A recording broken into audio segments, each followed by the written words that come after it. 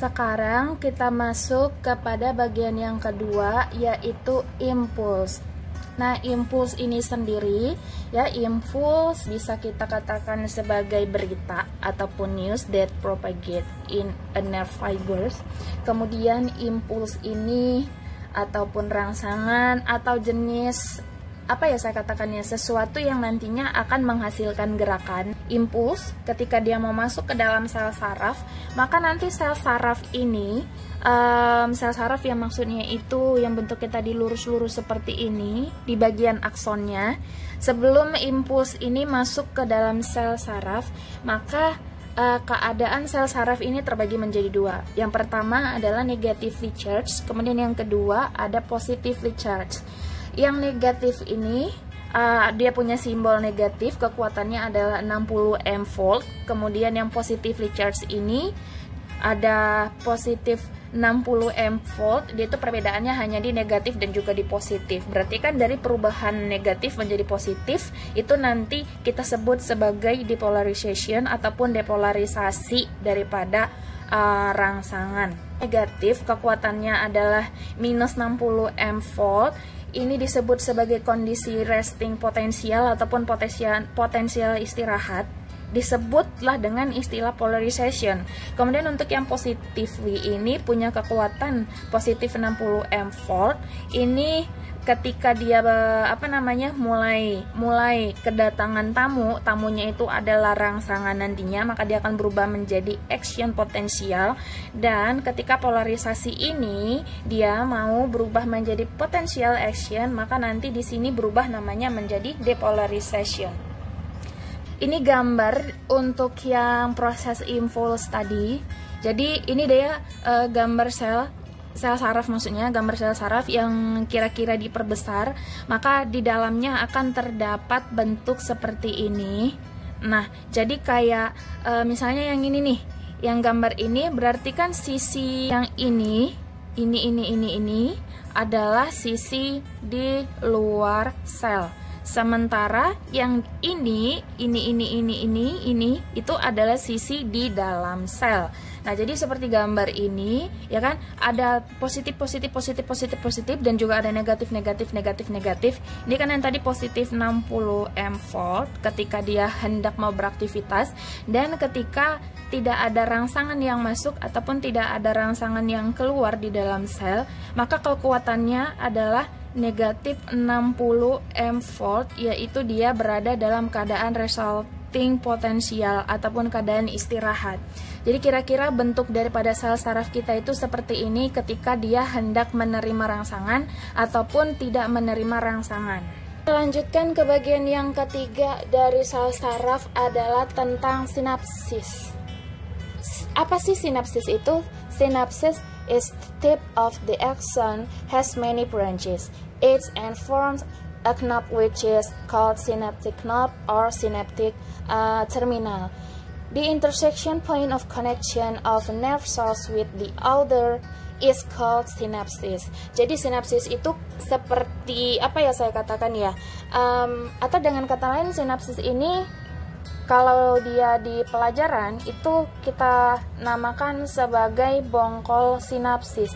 Kenapa dikatakan sebagai bongkol sinapsis? Yang tadi ini gambar daripada sel saraf, kemudian yang ini adalah cabang akson, ya kan? Nah, lanjut dari cabang akson ini ada dendrit lagi, terus ini kan cabang akson. Terus kita lanjutkan lagi seperti ini. Nah, kan sebenarnya keadaan sel saraf di dalam tubuh kita itu seperti ini. Lalu kemudian kalau kamu perhatikan di gambar yang pertama yang saya berikan tadi, itu setiap setiap cabang-cabang seperti ini itu nanti mereka akan memiliki titik temu. Nah, misalnya ini, nah ini kan ini dengan ini dengan ini juga dengan bagian yang ini. Ada titik temunya, maka titik temunya disebut dia sebagai bongkol sinapsis. Untuk bongkol sinapsis sendiri gambarnya kira-kira seperti ini ya. Setelah diperbesar tadi gambar daripada ujung terminal akson yang satu dengan gambar awalan daripada dendrit sel saraf yang lainnya, ketika mereka ketemu ya kan yang ini, Ini akson, berarti kan yang ini cabang daripada dendrit yang lainnya. Bagaimana prosesnya? Yang pertama yang kita harus tahu dulu, di sini ini ada garis-garis seperti ini, itu kita beri nama adalah neuron transmitter sintesis. Jadi kayak proses pembentukan daripada neuron transmitter. Apa sih neuron transmitter ini? Neuron transmitter ini adalah sebuah senyawa di mana senyawanya ini nanti akan boleh kita katakan dia sebagai mengubah ataupun senyawa yang diperlukan untuk memproses jenis stimulus ataupun rangsang. Jadi ketika mau dipindahkan dari yang satu ke bagian yang kedua, kita tidak mengenalnya dengan nama stimulus lagi, akan tetapi menjadi neuron transmitter. Bagaimana proses daripada penghantarannya ataupun perpindahannya dari yang ini, misalnya pindah dia ke sini, maka prosesnya terjadi seperti ini. Yang pertama, proses yang pertama, kamu lihat dulu di sini ada presinapsis vesikal atau dengan kata lain prasinapsis. Vesikal, kalau dikatakan sebagai vesikal itu kan boleh kita katakan sebagai kantung ataupun sebagai selaput. Nah, jadi neuron transmitter ini tuh berbentuk kayak titik-titik, titiknya nggak kelihatan ya. Dia itu berbentuk seperti titik-titik seperti ini. Di sini tuh sebenarnya penuh dengan titik-titik.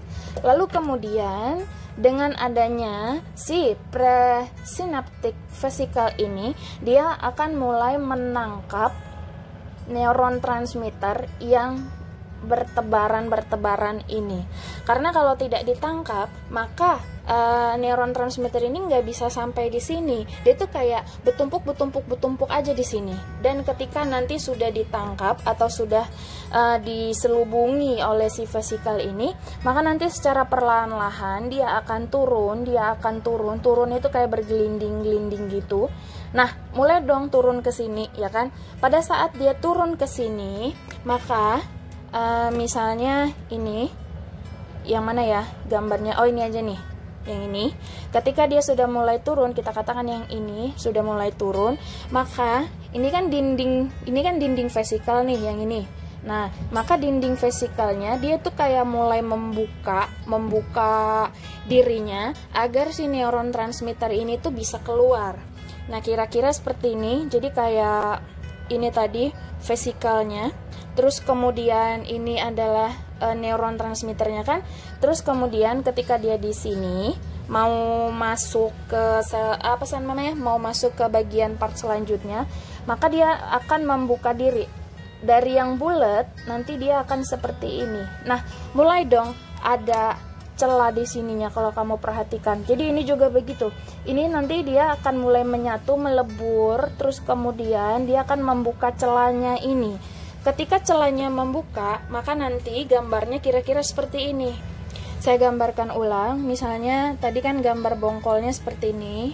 Nah, ini bagian vesikalnya, titik-titik daripada neuron transmitternya, ya kan? Dan ini pun bagian celahnya ini tuh mulai kebuka juga. Jadi dia kayak ini terbuka, ini tuh udah bolong ya, istilahnya ini tuh udah bolong. Nah, jadi melalui celah ini ataupun melalui bolongan-bolongan ini, maka neuron transmitternya keluar dong, kan? Dia turun seperti ini. Ada banyak turun. Sama juga dengan gambar ini, maka neuron transmitternya turun. Nah, pada saat dia turun, maka nanti sebelum masuk kepada cabang dendrit yang kedua untuk diterima, di sini ada enzim. Nah, enzim ini fungsinya adalah untuk mendestroy neuron transmitter ataupun untuk menghancurkan neuron transmitter. Jadi misalnya ini nih, nah ini kan gambar enzimnya, terus kemudian neuron transmitternya itu ditangkap di sini, dihancurkan, terus kemudian mulailah masuk. Nah, saya pakai gambar yang tadi lagi. Jadi mulai lagi masuk ke sini. Di sini juga namanya kan diterima. Ini juga boleh kita katakan sebagai presynaptic vesicle. Dia diterima. Lalu kemudian dalam bentuk bulatan seperti ini lagi, terus lanjut masuk ke dendrit, dan kemudian nanti dari dendrit kemudian dia akan masuk ke badan sel atau masuk kepada sel body. Kemudian kita lanjutkan kepada the types of neuron. Jadi neuron ini pun dia punya tipe.